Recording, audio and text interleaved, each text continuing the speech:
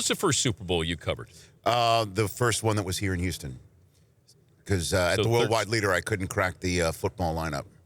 Oh, I never cracked the football lineup once. at the mothership. No. So the first one I covered was the first Super Bowl here in Houston, which was, with the Patriots, obviously. I think there was one at Rice University years ago. But yeah, with Minnesota. Right. So Brady, Belichick, v. Delhomme, John Fox. Did we do SportsCenter that night together after the game? I did NFL Network that night, so maybe I don't think you had me on. No, I remember I did the first post-game show for a Super Bowl in the history of the NFL Network. It was me, Solomon Wilcots, and two director's chairs in the end zone of then Reliant Stadium.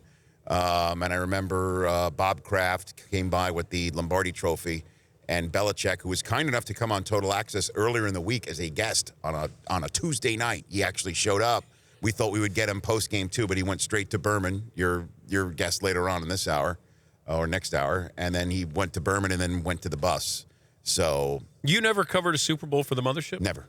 Oh, okay. No, I did the baseball circuit for the mothership. Okay. World Series, et cetera, but never Super Bowl. Well, I never got to work on an NFL show at the mothership, but I did do SportsCenter quite a few Super Bowls. Well, I might have been the fort holder in Bristol, tossing to you that night on several Super Sundays. Some of the great throws ever in TV history that night. Sure. And let's go back to Dan in Houston. Yeah, back when split screens were just one person standing there and the other person throwing to them instead of barking at each other with a hashtag on a topic bar.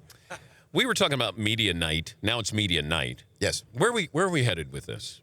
What do you mean, where are we headed with this? Like, what's coming down the road here with this? How big does this get?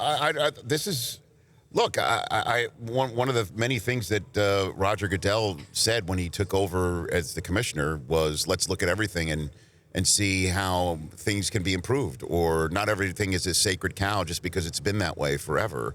So the Pro Bowl, as we all know, was moved to before the Super Bowl, and the draft went from 2 days on a weekend to 2 nights and a weekend day. Now the Hall of Fame game is going to be played before the actual ceremony. The commissioner's press conference moves from Friday to Wednesday. These are all changes that I've seen that nobody ever thought would ever happen just because it was done in a certain way. And then, look, I mean, why would you want to have a media day in the middle of a work day on a Tuesday when you could kick off a week with a primetime event that, some might roll their eyes at, but, it was an event. It's something that is eventized. Everybody's trying to do that in any sport, and the NFL's no different. Yeah, the only thing I'd like to see is the fans get in free. Like just have one thing where you're saying to the host fan base, sure, you get in free. They charged admission last night? I honestly did not know. I believe so.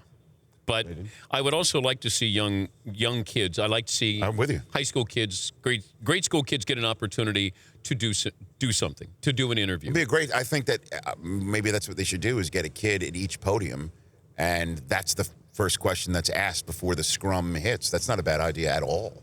That some local Houstonians or people from around the area here in Texas get the first question. I think that'd be great. Well, because we complain.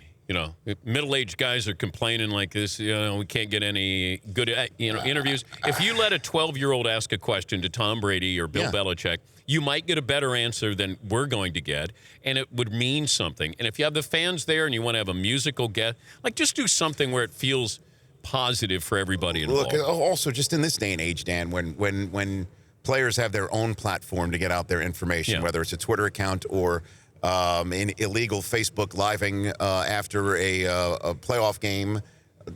We know more about these players than ever before.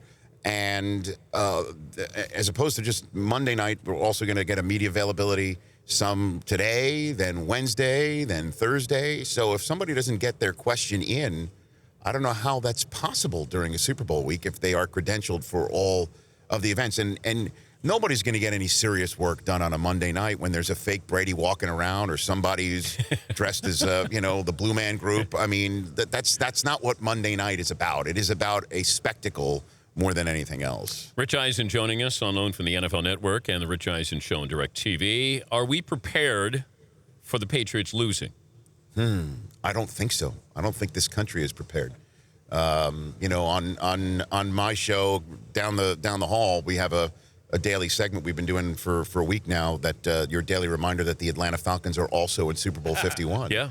because even all of the Falcons' main storylines, Dan Quinn's previous Super Bowl experience, and also the people who put this roster together, or where Matt Ryan went to college, the through line is still through the Patriots, that they either lost to the Patriots in the previous Super Bowl like Dan Quinn, or the people who shopped for the groceries for Atlanta did it for New England, or Matt Ryan is going to maybe deny Tom Brady in that New England area Super Bowl when he went to Boston College, et cetera, et cetera, et cetera. It's tough to find a Falcon storyline that has nothing to do with New England. Even the fact that how well Matt Ryan's played and how great this offense is, we're all talking about it as this could be the toughest team the Patriots have faced in a Super Bowl. So all of it is about the way New England is viewed through Atlanta.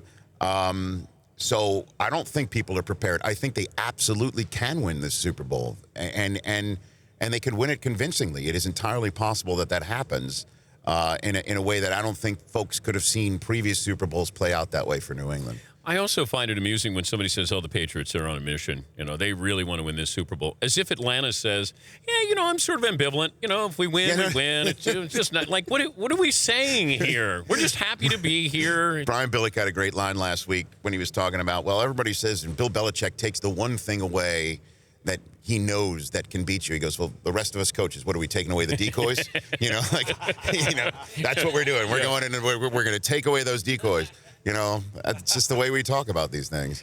Sean Salisbury was on last hour, and we were talking about Brady, and he said if Brady wins this, does then Brady move into a different category of greatest football player of all time? Because if you decorate him with all these Super Bowls, 5, right, and let's say he wins another MVP, can he be the great? Because he's not there yet? You don't think he's there yet? The greatest football player of all time? If you want to start naming them, obviously you go Jim Brown, Jerry Rice, and now there's 3 other spots if you have a top 5. Yeah. Who else are you choosing here? I mean... But I think people get caught up in that he's not a great athlete in the sense of what Lawrence Taylor did or Jim Brown did or Jerry Rice. And I think that's where it's hard when somebody says, oh, greatest athlete of all time. Well, I think we're still holding his combine run and physique against him all these years later, which is why that fire burns so deep within him that he wants to win again. Seton wants to hold Brady's physique against him. Is that right? Oh, all day. Yeah. All day, every day? No shame. There's nothing else to hold against him anymore. I mean, he's won. He's pretty much won everything. This is what my crew did last night. Yeah. Paulie stood next to Jimmy Garoppolo, not to interview him, but just to see how handsome he was. That's not creepy at all. No. And we have a picture of Paulie where he's just lurking over Jimmy Garoppolo's shoulder like a proud father. Lurking's a crime. Admiring. Okay. I'm just soaking it in. No, I think we need to unpack this a little bit more here. Seriously, you're just there staring at James Garoppolo. I mean, I'm looking at the photograph right now. I mean, it's sort of creepy. Well, it's not sort of. It's completely creepy. I wanted to see what he'd say. If you talk about trade stuff, he shook that off nicely, like a veteran. He wouldn't talk any trade stuff. Okay, but and then I was just soaking in the looks, the transition from Brady to Garoppolo from a look standpoint. You guys never break that down on NFL Network. You think that'll be a smooth transition?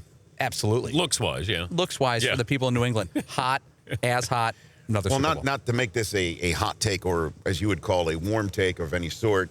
I don't know if James G is going to be around next year. I think. Where is he?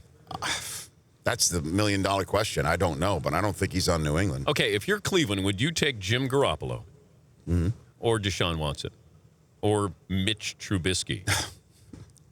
I love Deshaun Watson. I think he's going not to sound like Dabo Swinney, but I think he's going to be a major star in the NFL. I hope he doesn't go to Cleveland. Just because we know what happens when you go to Cleveland. Now, Dan, I mean, at some point, that's going to change, right? I mean, it changed for the Cavs. It's changing for the Indians. How many decades have we been talking about that? But how many quarterbacks have gone there? And then we never hear from them. Right. Well, when was the last time they drafted one? Was it Tim Couch and Whedon, right? And then who else? Johnny Manziel. Well, that's Brady Quinn. Yeah, oh, my God. You're right. He shouldn't go there. It's a long list here. I'm going down. I think he's a difference maker of the first variety. But Garoppolo, I would be. Well, would you rather see? Loath to take him. I mean, how many players? And I don't want to bring that up specifically because we are here in Houston, just because they started 6-7 games for somebody else. Let's pay them an absurd amount of money and think that they could start a football game for us. I haven't seen enough from Garoppolo that I'd go all in. No way. I've seen more from Watson than I have Garoppolo. You've seen who's faced tougher defenses. I would say that. Okay, I mean, you could put this is all due respect to Arizona. Yeah. But Arizona in the first game of the year wasn't up to the previous year's snuff. That Alabama defense, I know I'm comparing Arizona's defense to Alabama's, but Alabama's as close to pro ready as you can get. And Deshaun Watson took hits in 2 major big games against these guys and damn near won them both. So I would take Watson over Garoppolo. I really would, just to see. By the way, how much were the tickets to Media Night? Okay, so you can get them for $20 up to $30 at field level, $20. Oh, okay. So they did charge people. Yeah, people $20 to paid $30 to get in there. Rich Eisen Show on DirecTV Audience Network, noon Eastern. Who's on the show today? Michael Irvin, Kurt Warner, Warren Moon, Sean O'Hara, Aeneas Williams, and all 3 hours, JB Smoove, who is the Rich Eisen Show Media Night correspondent for a 3rd straight year, breaking things up. Paulie said that he was. How'd he do? He ran the room. Players were coming to him to talk. Created a ruckus. That's what we're trying to do. On Thursday, we're credentialing Snoop Dogg. He's going to both press conferences for a 2nd straight year for the show. Gin and juice. Yeah. Laid Just back. trying to drop this. Are you dropping it like it's hot? Oh, yeah. Okay, very good. Sipping. I like to drop it like it's warm, not like it's hot. See, you go. That's why he goes against the grain, Dan. Drop it like it's warm. That's right. All right. He's Rich Eisen. You can see him later on today. Thank you, Rich. We'll come back. By the way, Ryan Leaf will join us coming up. Chris Berman at the top of the hour here on The Dan Patrick Show. The Dan Patrick Show, weekday mornings on Audience.